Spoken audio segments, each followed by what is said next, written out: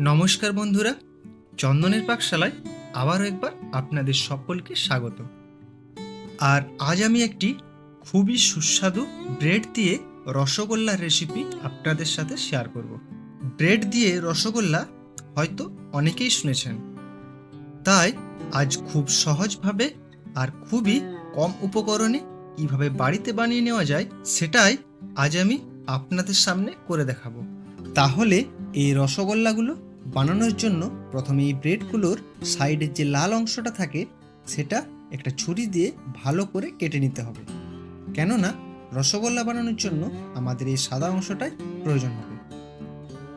তারপর একটা বড় পাত্র নিয়ে এই ব্রেডগুলোকে যতটা সম্ভব ছোট ছোট করে টুকরো করে নেব। আর আপনারা চাইলে মিক্সিতেও একবার চালিয়ে এগুলো গুঁড়ো করে নিতে পারেন। আমি এই ব্রেডগুলোকে মোটামুটি টুকরো করে নিয়েছি।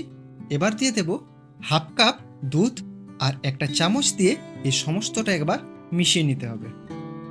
এখন দিয়ে দেব হাফ চামচ বেকিং পাউডার, সামান্য এলাচের গুঁড়ো আর 2 চামচ চিনির গুঁড়ো। তারপর আবারও একবার ভালো করে মিশিয়ে নিতে হবে। আর মেশানো হয়ে গেলে দিয়ে দেব 2 চামচ পরিমাণ ময়দা। আর এবার এটাকে কিন্তু হাত দিয়েই মিশিয়ে নিতে হবে। এরপর মেশানো হয়ে গেলে সবশেষে সামান্য পরিমাণ ঘি দিয়ে এটাকে ভালো করে একটু মেখে নেব। আর ঘি দেওয়ার ফলে এটা অনেকটাই মোলায়েম হয়ে আসবে। তারপর হাতে তেল বা ঘি লাগিয়ে এই ডোটা থেকে ছোট ছোট করে লেচি কেটে গোল গোল করে সমস্তগুলো পাকিয়ে নেব।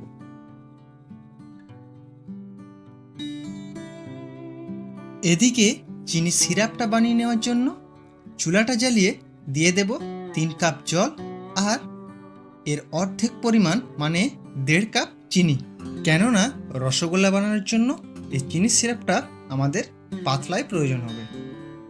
আর সুগন্ধির জন্য দিয়ে দেব 2 ছোট এলাচ। তারপর সিরাপটা যখন ভালোভাবে ফুটে আসবে তখন যে মিষ্টিগুলো আমরা পাকিয়ে রেখেছিলাম সেগুলো এবার এই গরম সিরাপের মধ্যে দিয়ে 10 থেকে 15 মিনিটের মতো ভালো করে কুক করে নেব।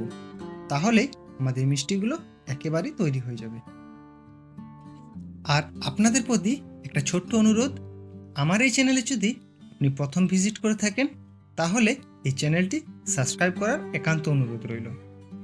আর এই রেসিপি